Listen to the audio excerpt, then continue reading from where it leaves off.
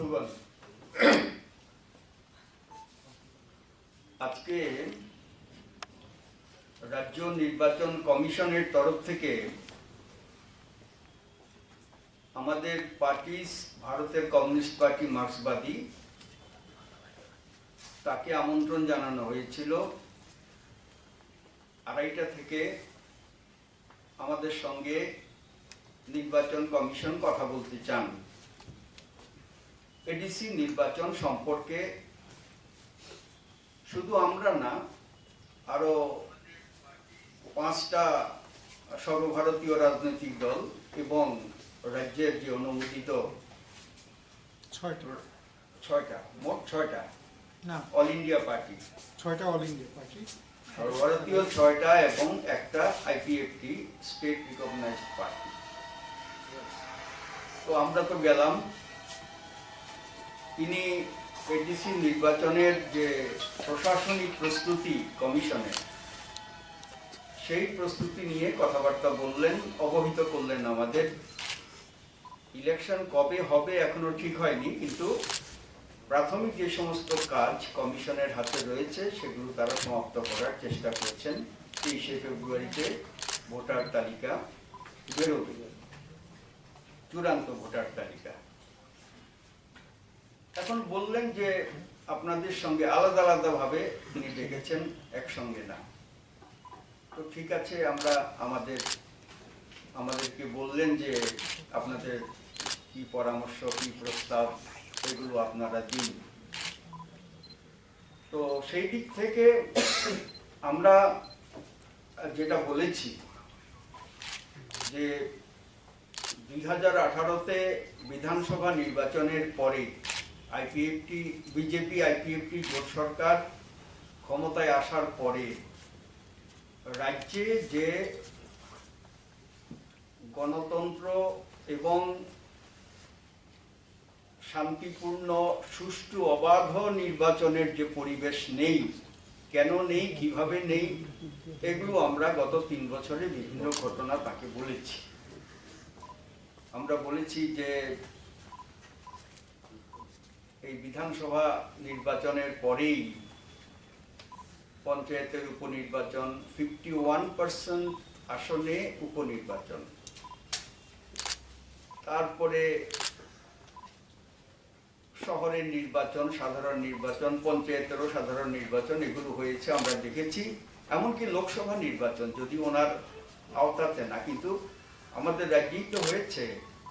সেই দিক থেকে এই নির্বাচনগুলোতে প্রার্থী দেওয়া যায়নি, প্রার্থী দিলেও ক্যাম্পেইন করতে পারেনি, ক্যাম্পেইন করতে পারলেও ভোটার আসতে পারেনি, ভোটার আসলেও, পোলিং এজেন্ট আসলেও তাদেরকে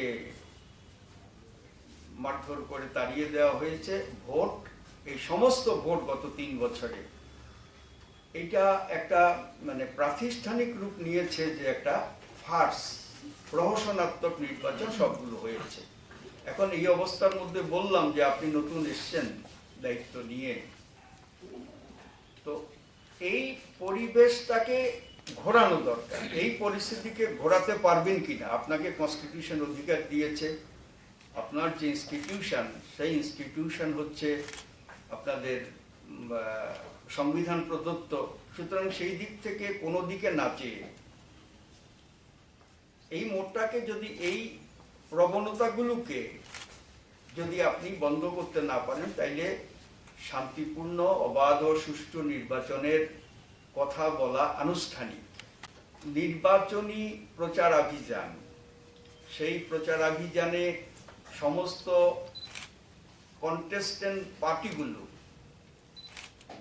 যারা নির্বাচনী প্রতিদ্বন্দ্বিতায় থাকবেন, অন্তত তারা যাতে সভা করার, মিছিল করার, অন্যান্য প্রচারের যে সমস্ত পদ্ধতি, সেগুলো ঠিকঠাক মতো নির্ভয়ে শান্তিপূর্ণভাবে গণতান্ত্রিক পরিবেশে তারা লাগাতে পারেন, তারা সংগঠিত করতে পারেন প্রচার, সেই দিকটাকে আপনার এনশিওর করতে হবে, নিশ্চিত করতে হবে। প্রার্থীর বাড়ি গিয়ে হুমকি দাঁড়ানো যাবে না, প্রস্তাবকের বাড়িতে গিয়ে হুমকি, তুলে ফেলতে হবে, প্রস্তাব যে তুমি করেছিলে সেটা তুলে ফেলতে হবে, এরকম নানান বিষয় রয়েছে। পার্টি অফিসগুলো তো ভাঙচুর করা হয়েছেই, কোনো মিটিং ইত্যাদি করতে দেওয়া হয়নি। এমনকি লোকসভা নির্বাচনে কমরেড আমরা তিনজন গিয়েছিলাম, আমি গিয়েছিলাম, কমরেড হরিপদ দাস স্টেট কমিটির মেম্বার, এবং কমরেড জিতেন চৌধুরী। কমরেড জিতেন চৌধুরী অ্যাকচুয়ালি একটা আগে থেকে এই সভা ডাকা ছিল, তার জন্য তিনি অ্যাটেন্ড করতে পারেননি। তো যাই হোক, জিতেন চৌধুরী প্রার্থী লোকসভা নির্বাচনে 8 বার তাকে খুন করার ষড়যন্ত্র হয়েছে, আক্রমণ করা হয়েছে এমন ভাবে। তো এগুলো আমরা বললাম, এই ন্যারেটিভটাকে চেঞ্জ করতে হবে, পরিবর্তন করতে হবে। এটা করতে গেলে কি করা উচিত? করা উচিত যে একটা তার অধিকারের মধ্যে যা আছে, তার পুলিশ আছে, তার হাতে থাকবে, তার প্রশাসনিক জেনারেল অ্যাডমিনিস্ট্রেশনের ডিএম, এসডিএম ইত্যাদি ইত্যাদি যারা যারা থাকবেন, এদের সঙ্গে মিটিং ইত্যাদি করে মোড় ঘোরাতে চাইছেন, একটা পিসফুল সুষ্ঠু অবাধ নির্বাচন চাইছেন, সেটা বলার ব্যবস্থা করুন।